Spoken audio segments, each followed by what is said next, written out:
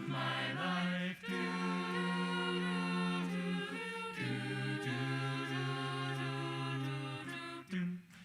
Ain't no use in complaining when we got a job to do. Spend my evenings down at the drive-in, and that's when I met you. Standing on your mama's porch, you told me that you'd wait forever. Oh, and when I held your hands, I knew that it was now or never. Those were the best days of my life, yeah. Oh, yeah. Back in the summer of '69.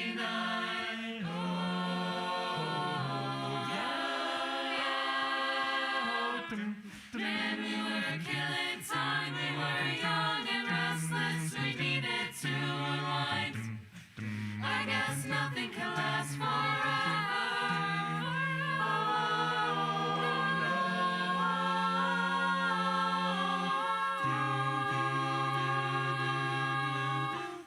And now that the times are changing, look at everything that's come and gone. Sometimes when I play that old six string, I think about you, wonder what went wrong. Standing on your mama's porch, standing on your mama's porch, standing on your mama's porch, standing on your mama's porch, standing on your mama's porch. You told me that it lasts forever. Oh, and when you held my hand, I knew that it was now or never. Those were the best days of my life. Those were the best days of my life. Those were the best days of my life.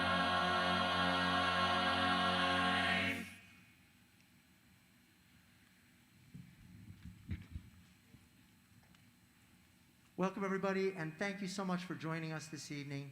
My name is Gil Harel, and I have the honor of being professor of music here at Naugatuck Valley.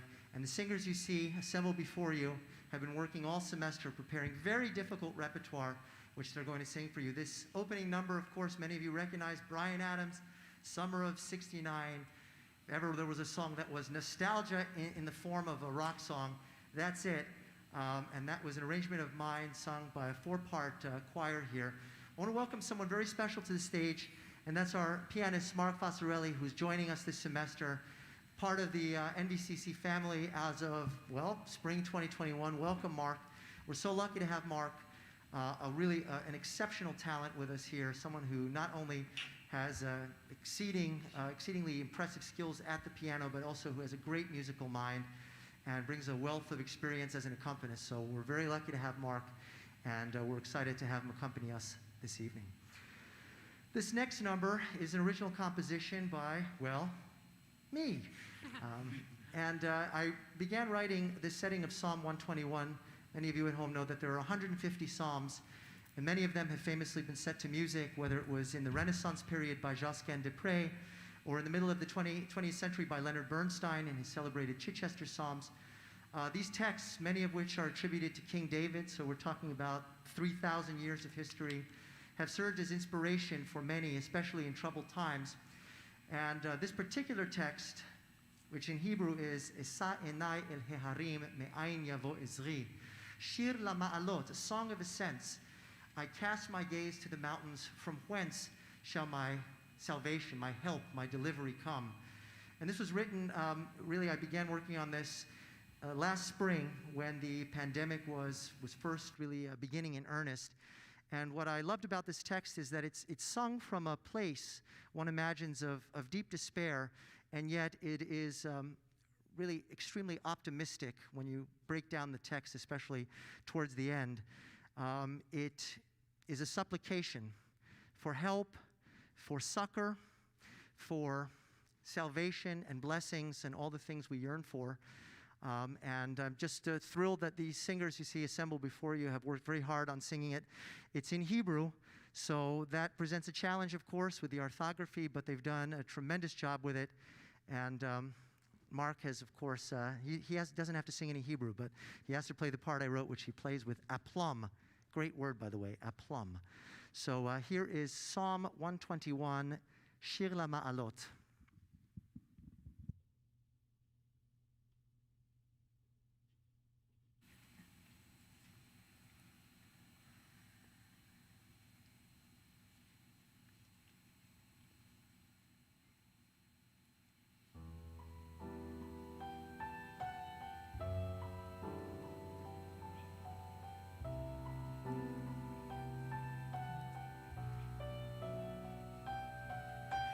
Shir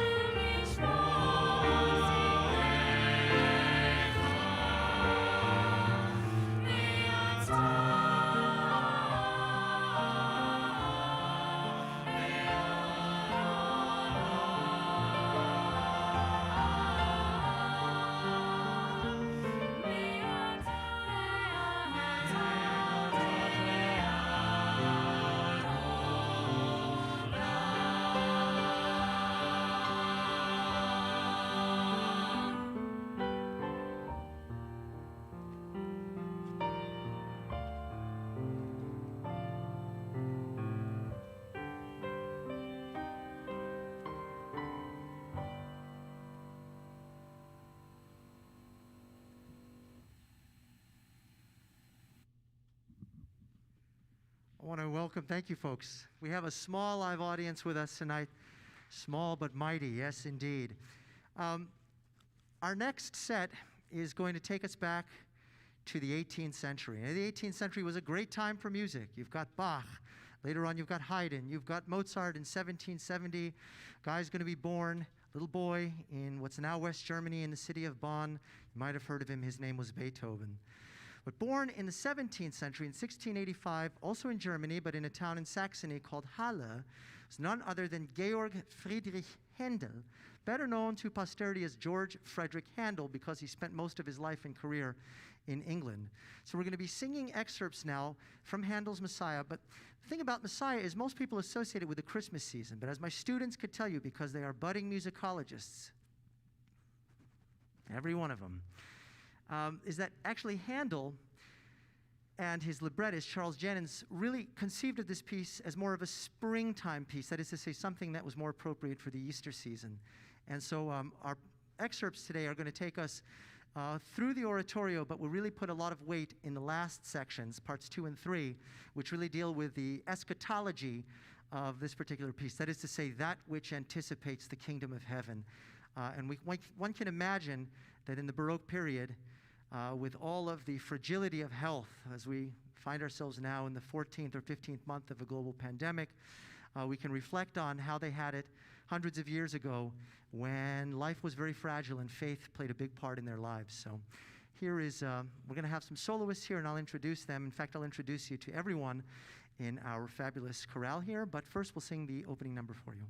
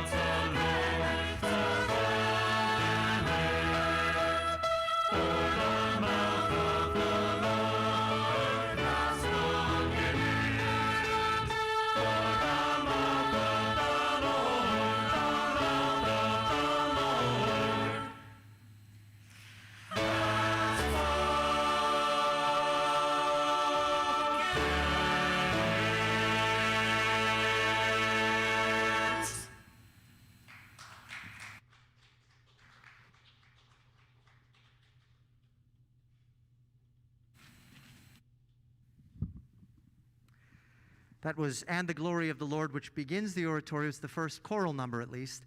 And what we find in the early parts of Messiah is a lot of quotations from Old Testament sources, especially from the prophets.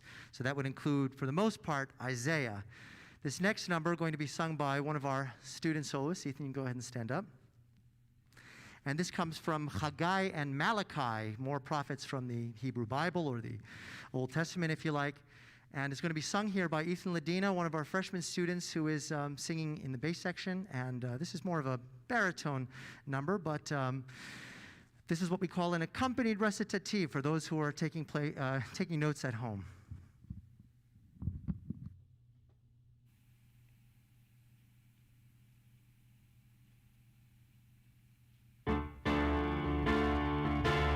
Thus saith the Lord of hosts, yet once a little while, and I will shake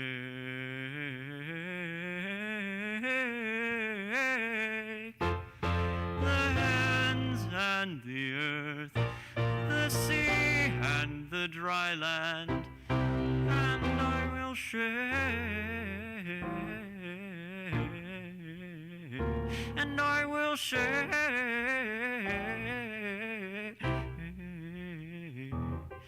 all nations.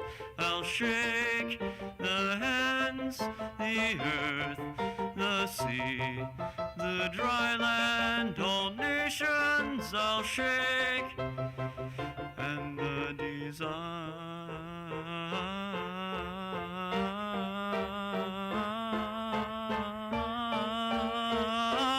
of all nations shall come. The Lord whom ye seek shall suddenly come to his temple. The messenger of the covenant, whom ye delight in. Behold, he shall come, saith the Lord of hosts.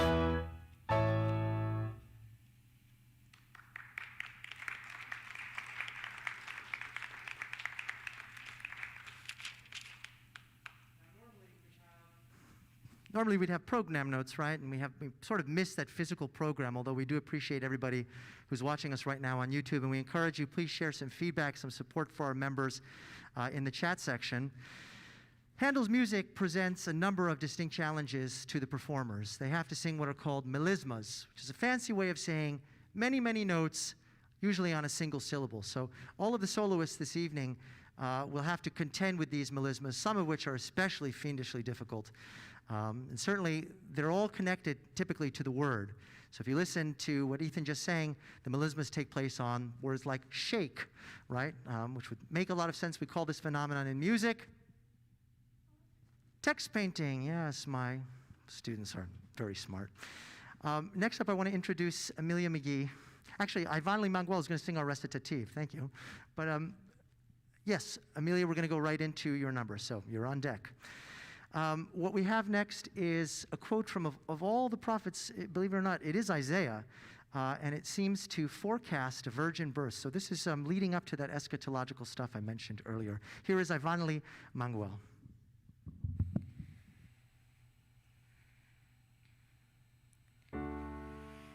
Behold, a virgin shall conceive and bear a son, and shall call his name Emmanuel, God with us.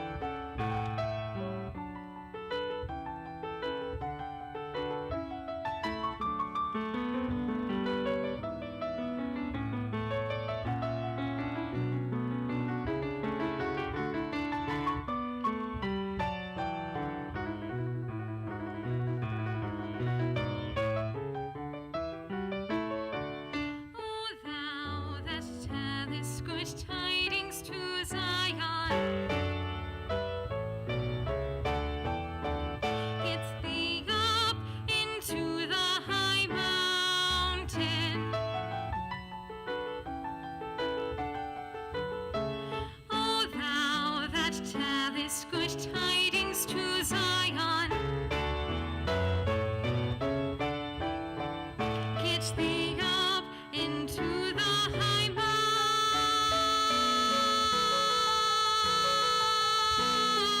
mountain. Get thee up into the high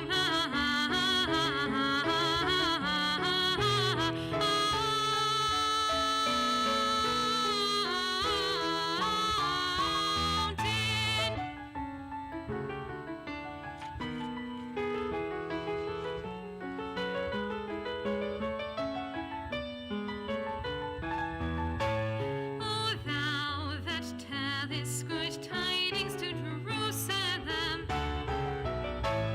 lift up thy voice with strength, lift it up, be not afraid.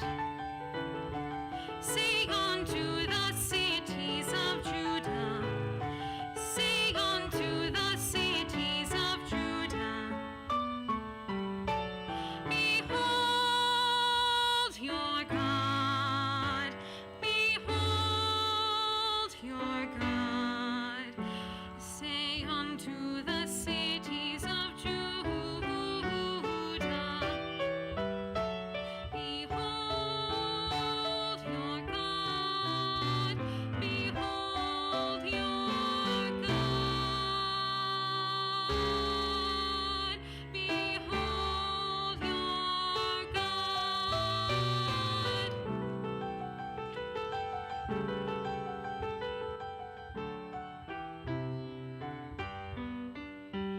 O thou that tellest good tidings to Zion,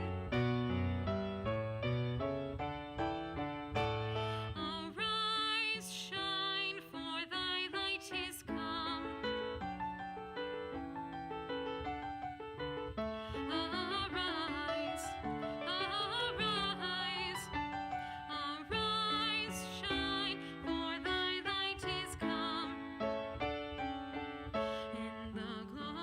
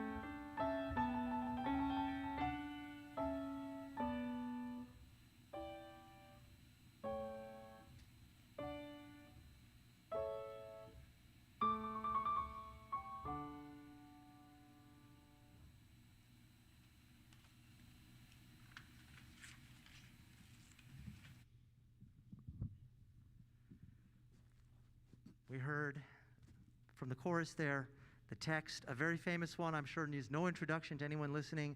Probably many of you know it by its Latin rendering, Gloria in excelsis Deo, et in terra pax hominibus bone voluntatis, and the rest. Glory to God. Of course, that's from part one. We're getting towards the end of our part one set. In fact, we only have one number left. And it's an exceptionally difficult one. Normally, it would be inconceivable almost to have a student who would be able to sing this, but we are very, very blessed this semester to have with us Miss Brianna Manley. Brianna, go ahead and stand up. Many of you will recognize Brianna from recent productions, including Pippin, where she was, well, Pippin.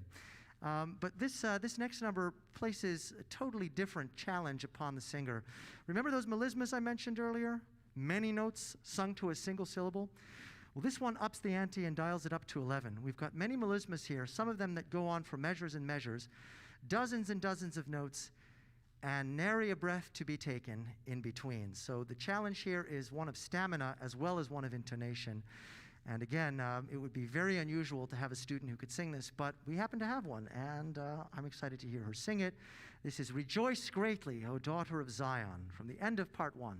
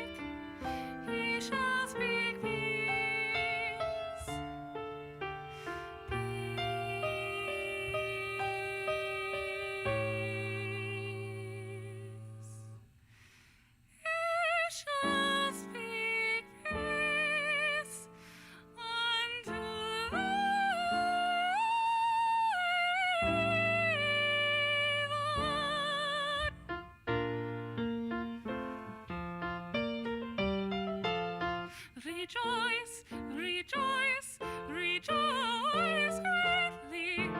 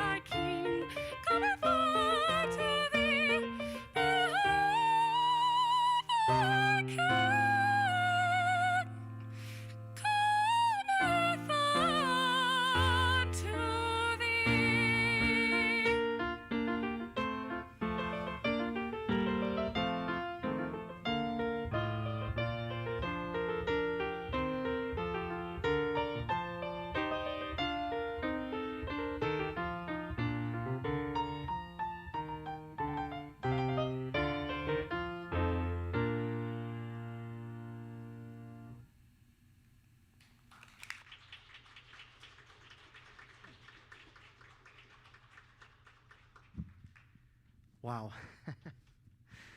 Tend to say that a lot when Brianna sings, wow. We now move into part 2 of Messiah. And part 2 is really quite dramatic in its contrast to part 1. Part 1 anticipates the birth and the ministry and all of these things that have to do with Christmas time, right?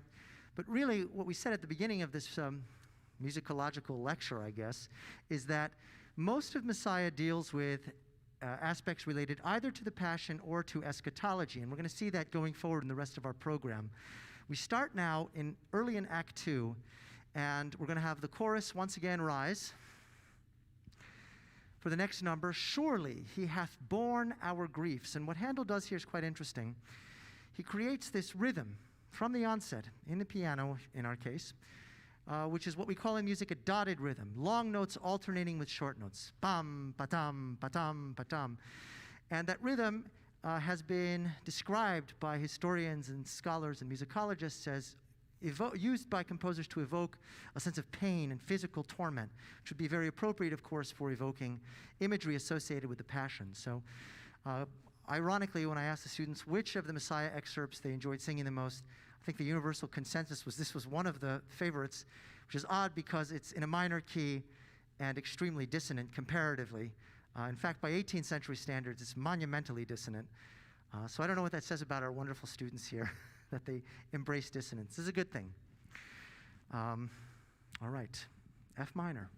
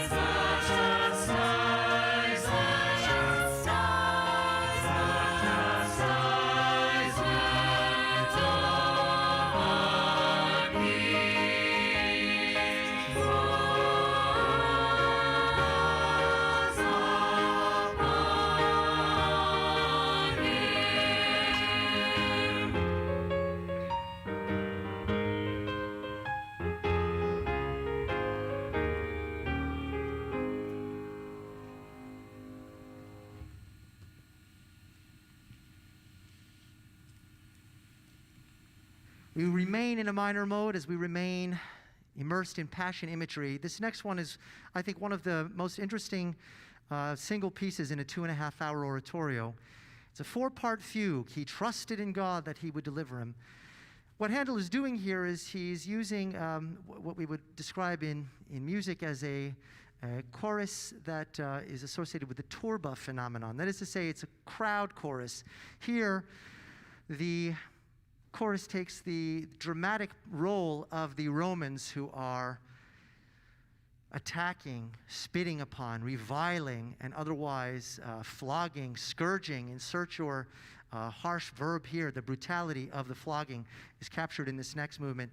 And really what Handel is trying to achieve, I think, is a sense of mockery, associated with that particular episode in the Passion. So it's written in the style of a fugue, which is anyone who's ever sung before knows, really, a fugue is one of the most difficult genres, one of the most difficult styles to sing in, because it requires absolute ironclad control of your own part and understanding how it fits within the context of three other completely independent moving lines.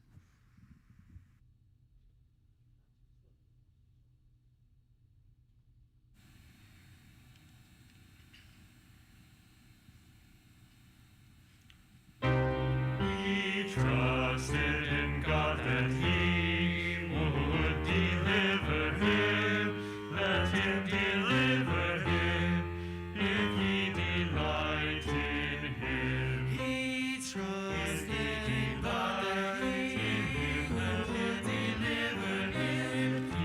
If He delights in him. If He delights in him. He trusted in God that He would deliver him.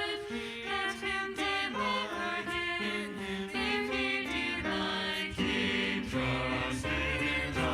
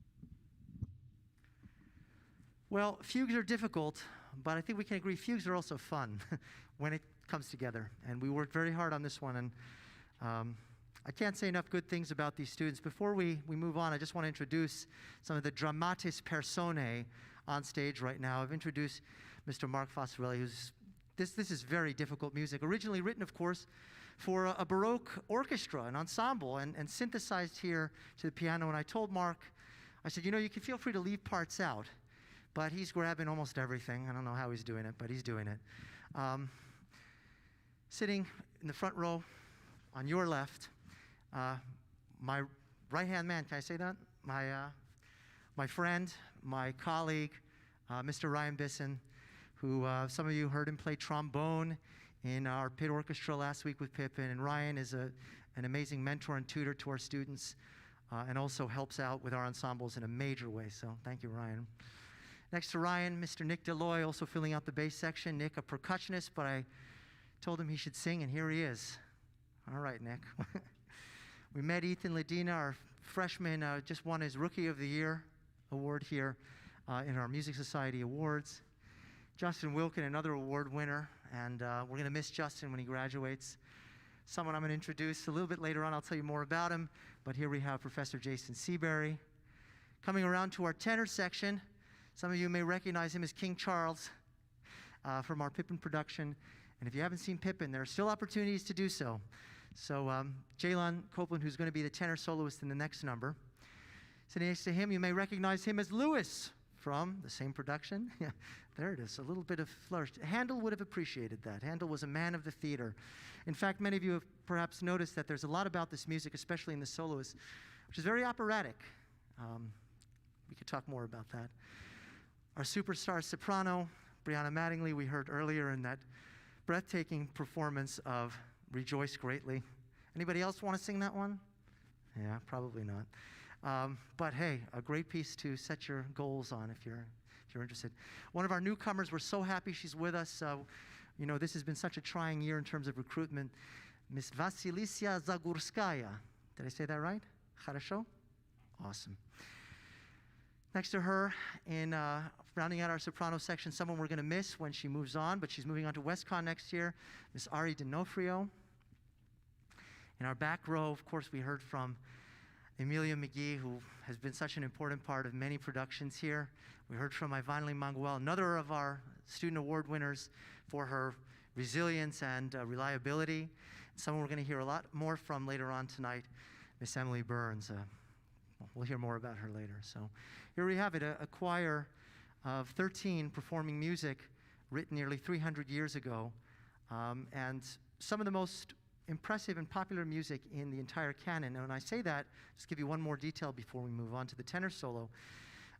Scholars believe that Handel's Messiah is the very first work in the entire canon of Western art music that has remained in the canon every year since it was first premiered. In other words, unlike Bach's works, many of which were forgotten for years, decades, or even more than a century, Messiah has been in the public ear and consciousness every year since 1741. Next up, our tenor soloist, Jalon.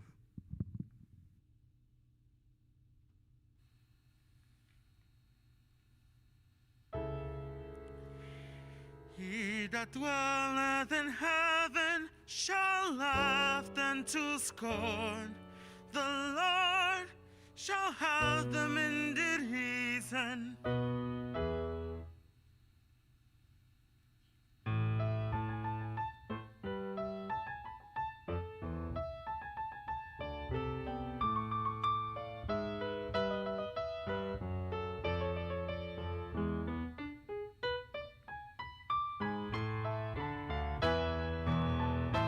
Thou shalt break them. Thou shalt break them with a rod of iron. Thou shalt dash them in pieces like a potter's vessel. Thou shalt dash them in pieces like a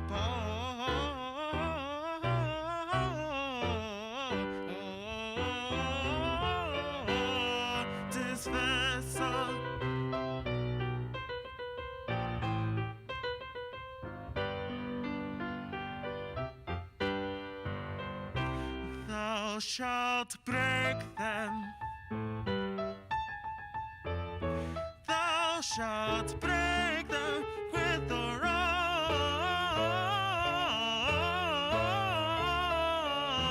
of iron.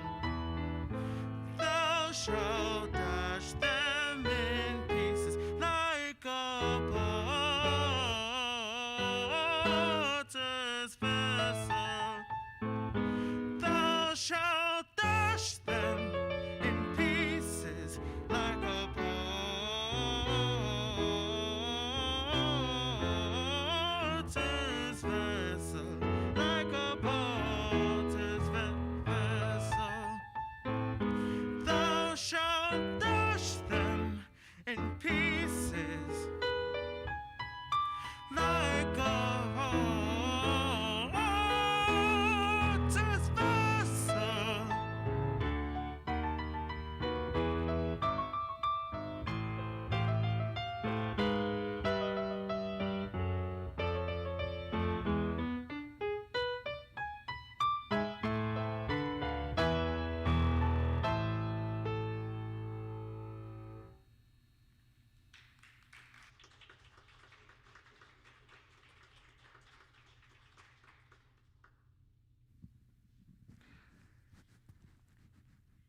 This next number takes us into the core of Act 3. Actually, what Jalon sang is very close to the end of Act 2, but now we're into Act 3.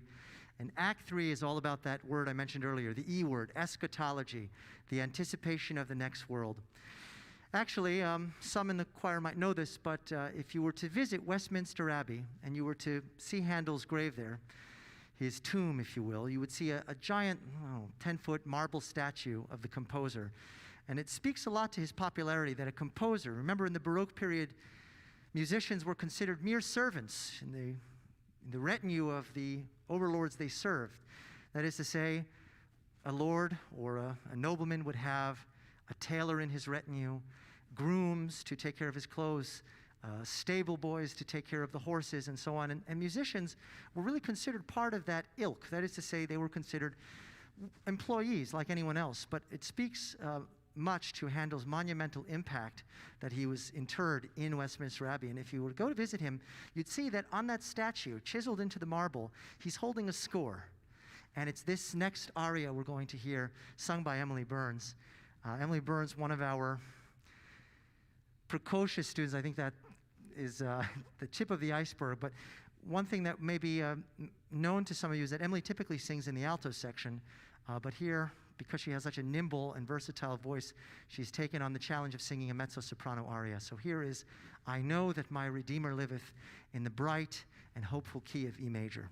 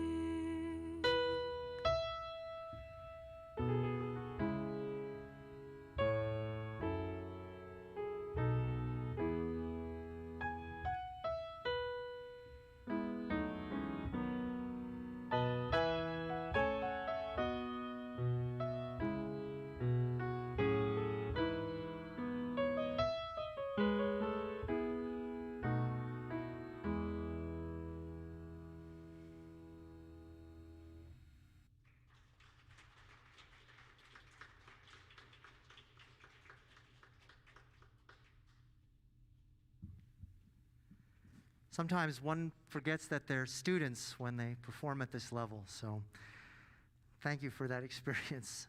All right. We remain in our eschatological realm here in part 3. One of the most celebrated lines, I think, for those who follow the trajectory of Handel's Messiah. We know we said in part 1 we get a lot of Old Testament, that is to say Hebrew Bible quotations from the Psalms, Isaiah, Malachi, etc. And as we make our way into part 2 and part 3, we get more quotes from the Gospels and from Revelation, that is to say New Testament interpolation. This next one, Bryan, our resident trombonist, would probably tell us that there's a discrepancy in the scholarship about exactly what's being referred to here. For Handel, it was a trumpet that would sound, and it would mark this momentous occasion where the dead shall be raised.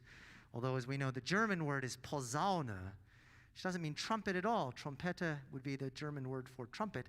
Posaune would be a trombone. So even though we're going to hear the trumpet shall sound, for those of you who wish to conjure up the imagery, you can imagine a trombone sounding instead. Our next soloist, Professor Jason Seabury. It's so great to hear him singing again. And with the pandemic and with his responsibilities as chair of committees and departments, we have seen, unfortunately, not much of Professor Jason Seabury this semester, but as a colleague, as a friend, and as a performer, you couldn't ask for more. So we're going to hear him sing this very, very taxing and challenging bass-baritone aria. It's called The Trumpet Shall Sound. It's preceded by a recitative, Behold, I Tell You a Mystery, or for those who know the Brahms Requiem, Siehe, ich sage euch ein Geheimnis. For those wondering, of course, there is a German version of Messiah, so at any rate. Jason will be singing the English version.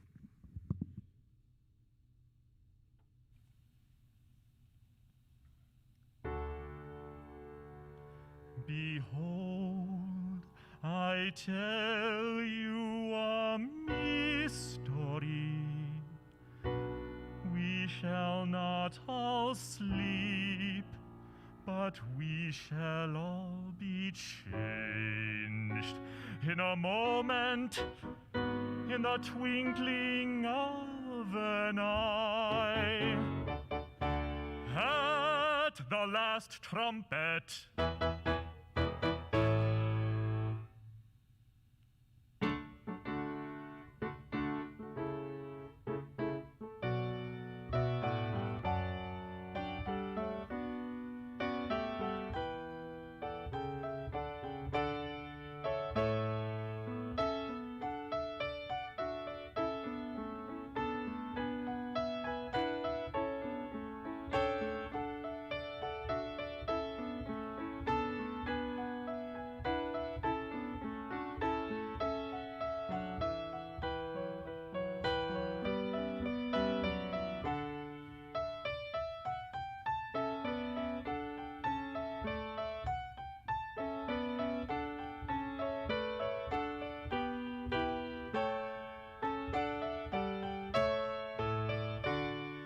the trumpet shall sound, and the dead shall be raised, and the dead shall be raised incorruptible.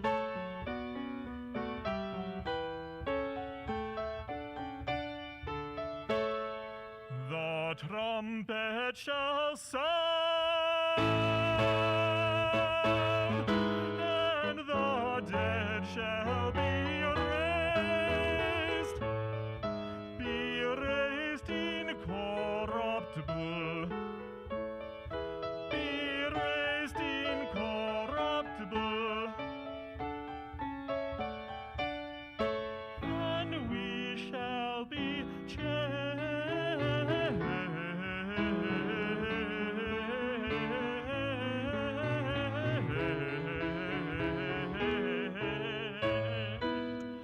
And we shall be changed.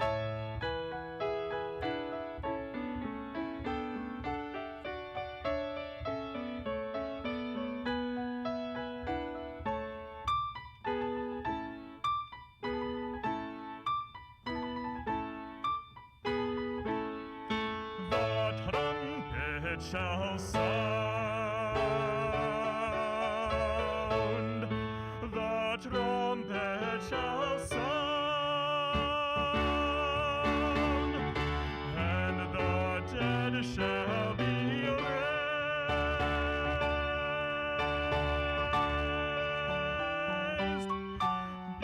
raised incorruptible,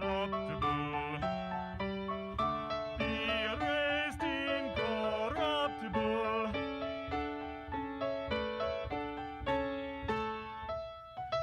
and he shall be changed,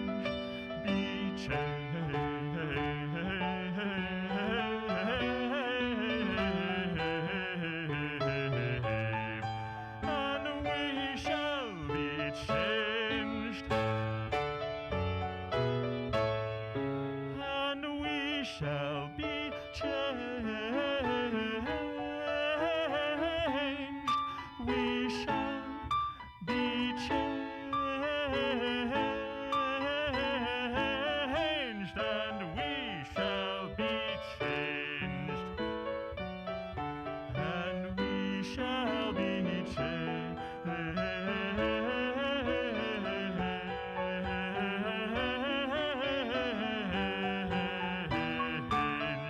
and we shall be changed, we shall be changed,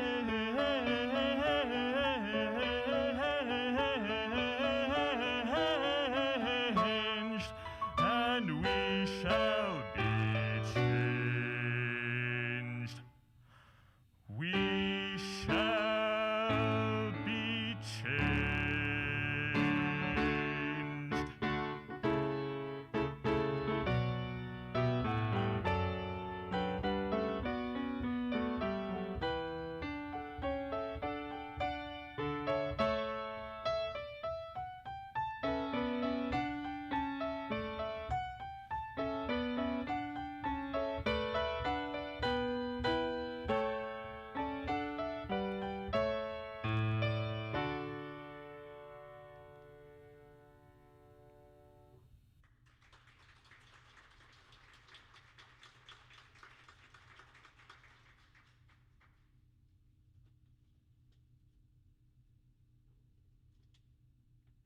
We come now to the final number of the evening, and it is, as we like to say in the department, a bugbear. This is an exceptionally difficult movement for a couple of reasons. One is its length, approximately 7.5 minutes in a typical performance of uninterrupted singing, most of which is written in a fugal or polyphonic, or if you want to really impress your friends, you can say a contrapuntal texture. And I can't say enough good things about the singers you see assembled before you who have, this is not the standard fare for a community chorale to be working on, but because of the talent available, I was very ambitious in programming. And of course, there's folks on stage here who you've already heard, even though they're in a nascent and inchoate phase of their careers as musicians, are already evincing a tremendous level of talent. But one thing that I have to say about everybody is that what you see here does not happen out of nowhere in a vacuum. This comes from many, many hours of practice, dedication to rehearsals and working at home, overcoming the challenges of singing with our masks on in a socially distanced atmosphere, which is antithetical really to how singing ideally would be done. And yet here we are singing some of the hardest repertoire that would be programmed for a college chorus, and singing it with such grace and fluidity. I've got all the time in the world for these singers, and for the ones who are graduating, I will miss them dearly. For the ones who are sticking around, we're going to keep building up those skills so that we can keep being very aggressive and ambitious with our programming and tackling really serious, compelling repertoire from the standard canon. We find ourselves now at the very end of part 3, the last number in the oratorio. Worthy is the Lamb that was slain. Goes through a lot of text in textures that alternate between homophony and polyphony. Finally, for the last 4 minutes or so, you'll hear us singing a big 4-part fugue on a single word, a word that needs no translation, Amen. This is in the bright key of D major, which in the Baroque period would have been associated with the happiest of affects and tenors. Tenor is in tone, not as in the voice. So here is "Worthy is the Lamb that was slain."